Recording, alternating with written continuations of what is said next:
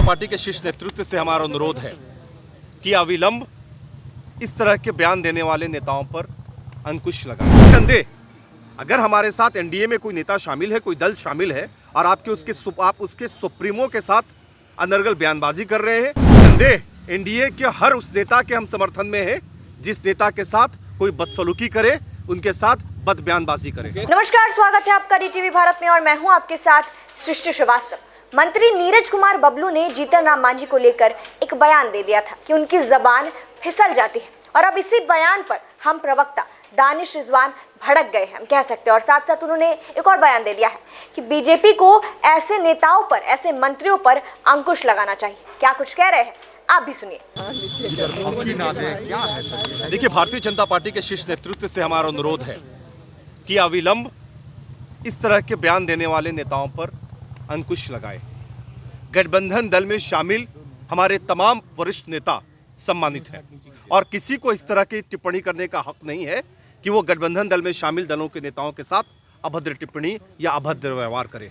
ये निंदनीय है और जो भी नेता इस तरह का कृत्य कर रहे हैं, हमें अनुरोध है भारतीय जनता पार्टी के शीर्ष नेतृत्व से कि अपने नेताओं पर अविलंब रोक लगाए। मुकेश सहनी के साथ गलत हो रहा है। निसंदेह अगर हमारे साथ एनडीए में कोई नेता शामिल है, कोई दल शामिल है और आप उसके सुप्रीमो के साथ अनर्गल बयानबाजी कर रहे हैं, उनको धमकियां दे रहे हैं, ये कहीं से ठीक नहीं है। आप लोग इस शराबबंदी कानून को वापस लेने की समर्थन में है मुकेश सहनी? निसंदेह एनडीए के हर उस नेता के हम समर्थन में हैं जिस नेता के साथ कोई बदसलूकी करे, उनके साथ बद बयानबाजी करे। नहीं अगर मानते हैं तो क्या होगा सर? हमने स्पष्ट तरीके से कहा कि अब ये वक्त आ गया है जब एनडीए के भीतर कोऑर्डिनेशन कमेटी बना लेना चाहिए। मुकेश सहनी कह रहे हैं कि कोऑर्डिनेशन के अभाव में ही इस तरह की बयानबाजी हो रही है। अगर कोऑर्डिनेशन कमेटी बन गई होती तो निसंदेह हम एक दूसरे पर रोक लगा सकते थे, लेकिन अभी कोई कोऑर्डिनेशन ही नहीं है, जिसका नतीजा ये हो रहा है कि जिसे जो मर्जी आ रहा है वो उस तरीके का बयान दे रहा है। कोऑर्डिनेशन कमेटी नहीं होने के कारण महागठबंधन से हम अलग हुई थी। देखिए, हमने स्पष्ट तरीके से कहा कि आज जो मुकेश सहनी जी के साथ जिस तरीके की बयानबाजी उनको लेकर हो रही है वो निंदनीय है, जिसकी जितनी भी भर्त्सना की जाए वो कम है। मुकेश सहनी जी एनडीए के एक सम्मानित नेता है और उनके ऊपर में इस तरह की टिप्पणी कहीं ना कहीं से एनडीए को कमजोर करने की कोशिश की जा रही है। बीजेपी के मंत्री कह रहे हैं, भी दिखाया जा रहा है। हमें कोई फर्क नहीं पड़ता कि कौन हमें आईना दिखा रहा है। आसमान में अगर कोई थूकने की कोशिश करता है तो उससे नहीं मालूम है कि थूक गिर के उनके मुंह पर आएगी। बीजेपी के मंत्री कह रहे हैं कि मांझी जी की अब उम्र हो गई है, इसलिए जुबान फिसल जाती है कई मुद्दों पर। कई मुद्दों पर तो आदरणीय प्रधानमंत्री नरेंद्र मोदी जी की भी जुबान फिसल जाती है। इसका मतलब क्या है कि नरेंद्र मोदी जी को राजनीति से संन्यास लेना चाहिए। जो नेता इस तरह का बयान दे रहे हैं उन्हें कम से कम नरेंद्र मोदी जी के 100 स्पीच को सुनना चाहिए। 100 स्पीच में 90 भाषणों में कहीं ना कहीं से गलतियां होती हैं। तो क्या हम उनको कहेंगे कि मोदी जी राजनीति छोड़ दीजिए?